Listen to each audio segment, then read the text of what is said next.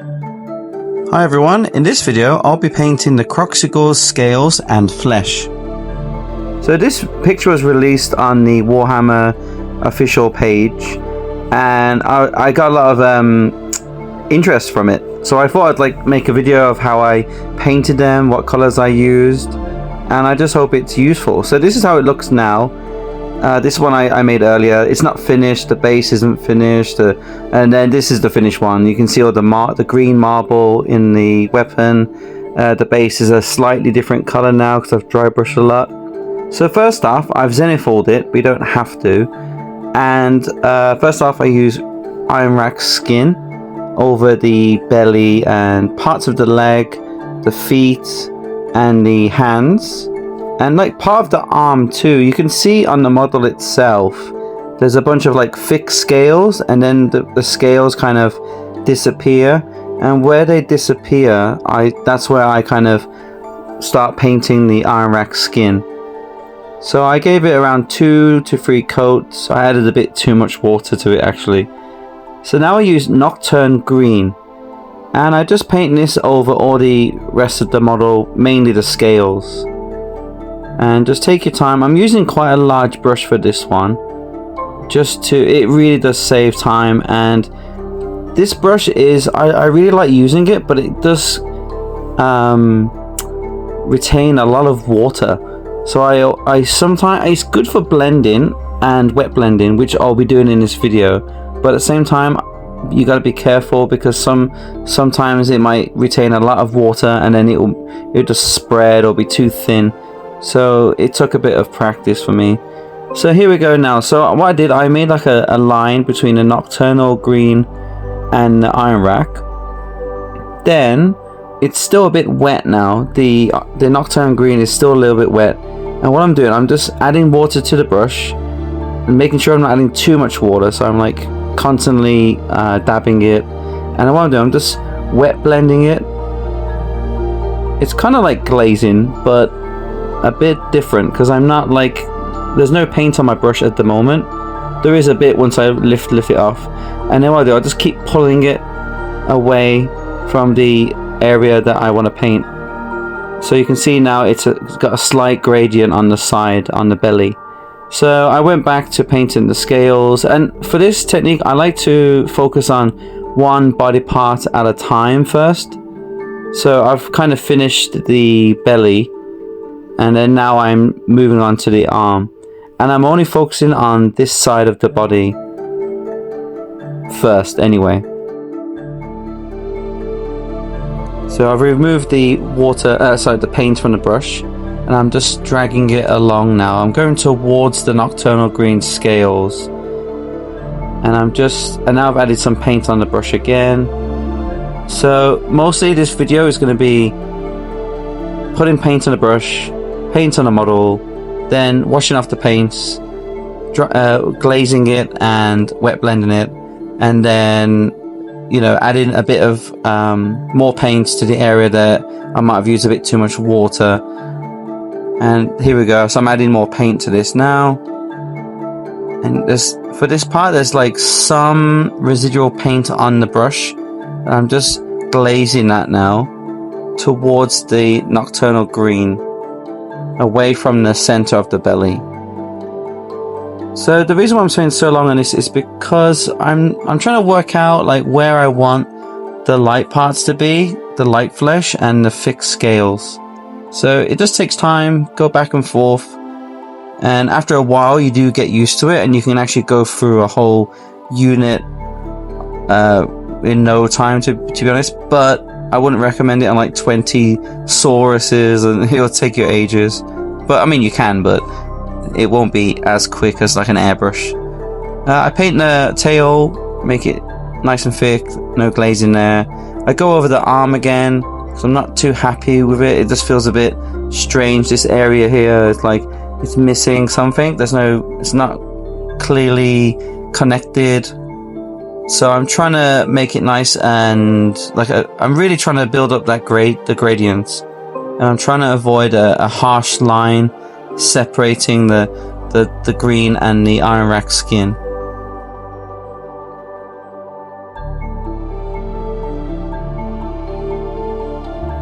So it's getting there. So you can see the difference. So this is how it looks without, and then this is how the gradient looks.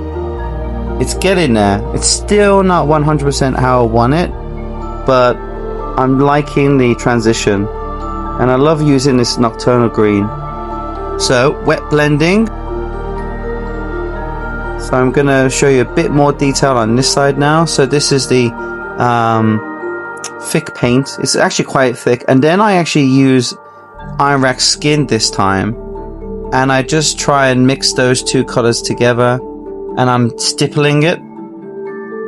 So each side I add quite a bit of paint. So there's quite a bit of nocturnal green. Wash my brush. And then I get a bit of Iron Rack skin on my brush. And I just feather them together and mix them together. And you can see it's much faster than I did the first time. So this time was just like a bit of wet blending. A bit different. I was only using one color, the nocturne green. And then on the other side that I've just shown you now, that was two colors mixed together. So it's a little bit messy here, so I need to go back to it. And what I'll do, I'll just either remove the paint from the brush and then just use water, or just continue adding on some Iron Rack and focusing onto the middle part. But either way, they both kind of achieve the same goal.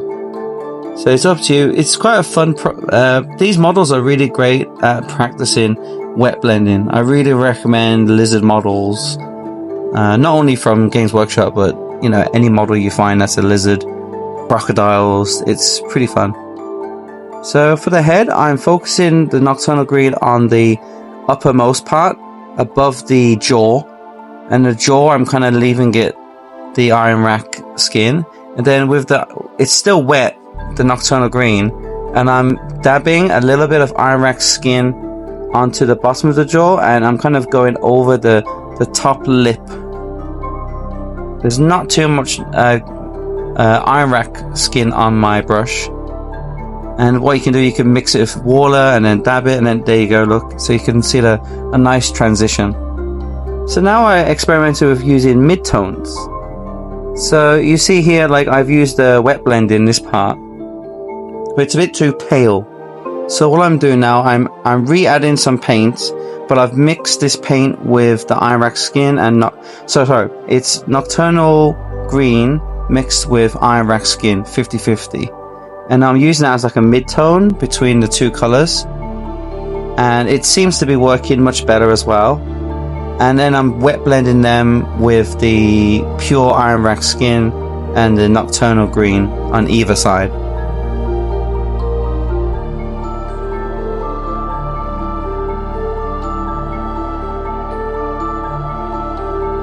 This is Iron Rack skin. It's rather thin. Then I wash the brush. This is just water now. And I go over that mid-tone / Iron Rack skin part. And I'm just stippling and trying to smoothen the blend between the two colors, the mid-tone and the pure Iron Rack skin. So there's a lot of going back and forth. So you see it's a bit thick here.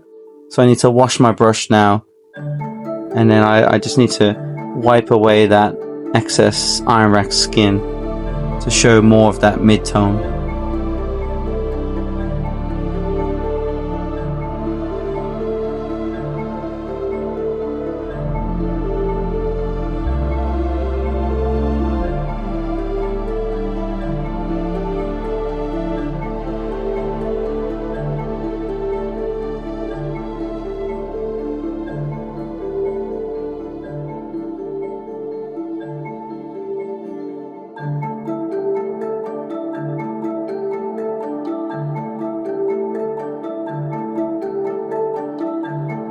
So now I'm doing the same thing on the leg. This is the mid-tone. And what I'm doing, I'm painting this, I'm stippling this between where the scales get quite light and then onto the Iron Rack fleshy area, the lighter flesh area. And now Iron Rack skin. And I'm wet blending that with the mid-tone. And then I get some water on my brush, wash off the paint, and then I start moving it around and mixing it together.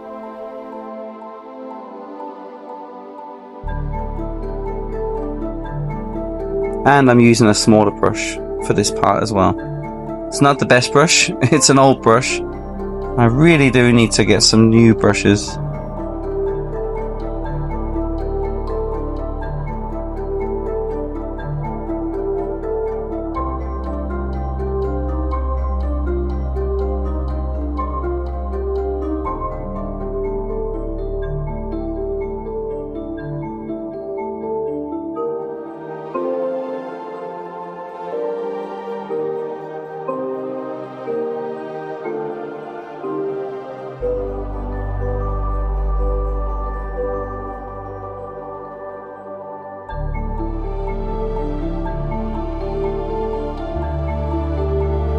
So even if you make a mistake like I just did, it was too hard, I went back with the Nocturnal Green and just kind of started again and just made it nice and wet, and then started to smooth it around, and then after a while it looks like this. Lots of back and forth.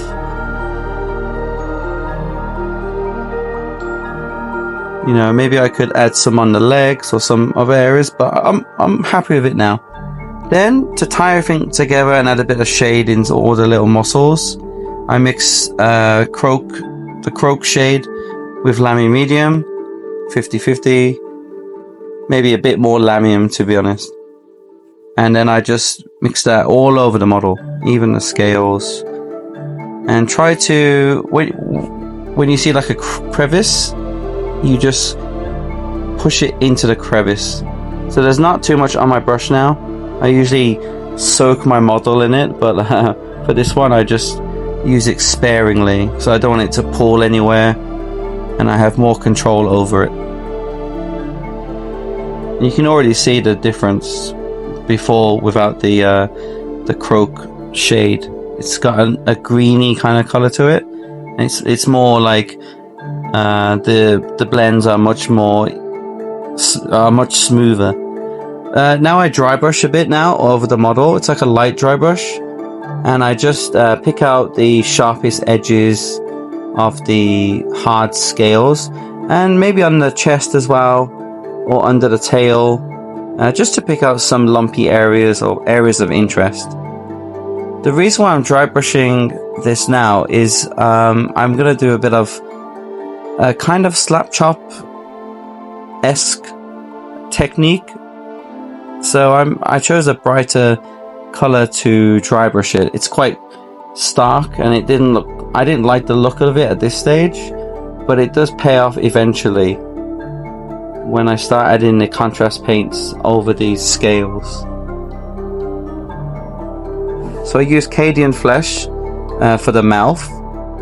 I chose this really warm kind of flesh color for the mouth because I really wanted to, it's a very cold looking model, so I wanted to warm it up a bit, especially in the mouth. You can even paint inside the eyes too. I go back with the Deepkin Flesh that I used to dry brush, and I just kind of edge highlight certain muscles or scales on the belly just to build up a bit of interest.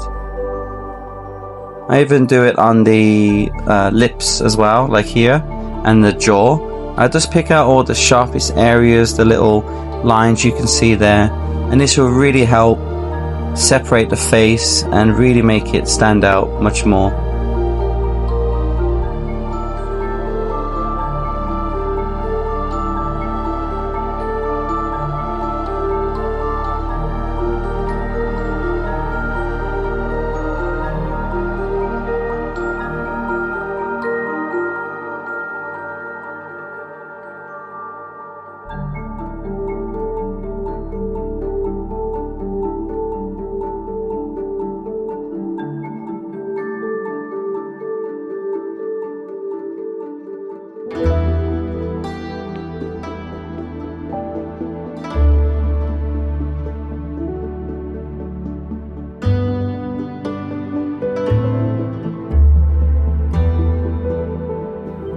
So now onto the slap chop part of the model. So I've already dry brushed it a nice bright color, and now what I'm doing, I'm focusing this Pterodon turquoise only on this thick I was gonna say shell then, but it's not shell, It's more like the fixed scales on the back. And what happens, it's thinned slightly of water, but not too much, just maybe a little bit of water, just to help it flow better. And you can see immediately the edges of that, is it a carapace? No, that's for bugs, isn't it? Just scales them. It's already has like a nice blue highlight, and it already separates itself from the overall model. And I think this kind of really brings a lot of interest to the model, gets it popping, and you know, just otherwise it'll just, if you have like 6 of them together, it does look a bit bland. So having this kind of nice bright turquoise shell or scales really helps make them pop on the table.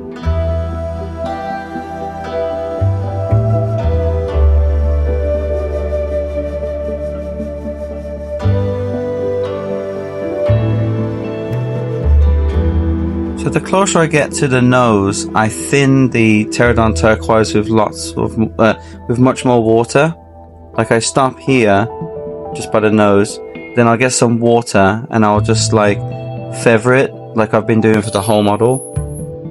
I also add some it's really thinned down now, the Pterodon turquoise. And what I do, I start painting over the darker nocturnal green areas. And what this does, it fills in the cracks with a kind of, it's kind of like a shade.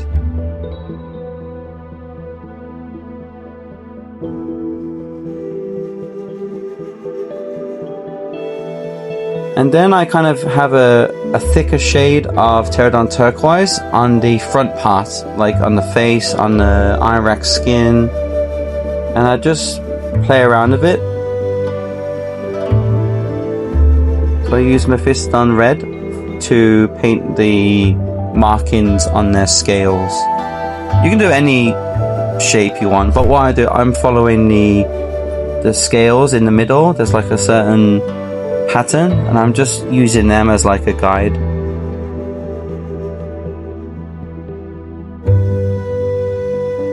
I was originally going to use just Mephiston red and then leave it, but I found it was a bit too flat. So I went back and I started to edge highlight not each scale, but you can see like on the large scales there's like these lines. So I just picked them out with a brighter red and just took my time with a tiny brush, a very thin brush, and just went backwards and just drew them lines on. And then for the final highlight of those, I use Troll Slayer orange, but you can use any bright orange, and just go over those lines, pick it out, and then you may even edge highlight as well, like the edges of the scales. And that really, I found this really helped, was like the final part which helped them stand out and pop. And when I put them down and I looked at them all together, it looked fantastic and I was really chuffed. So take your time, and you know, if you can't finish it in one day, have a day off, you know, just relax, come back to it nice and fresh, and then start, you know, doing these, because this is quite boring, right? Edge highlighting, it does take time and patience, so there's no rush. Come back to it, have a few games, and then come back and finish them off. Thank you very much. Please subscribe if you want to see more. Leave a like and a comment. It really helps the channel, and it lets me know what you guys want to see as well. So thank you very much. Have a nice day and happy hobbying. Bye.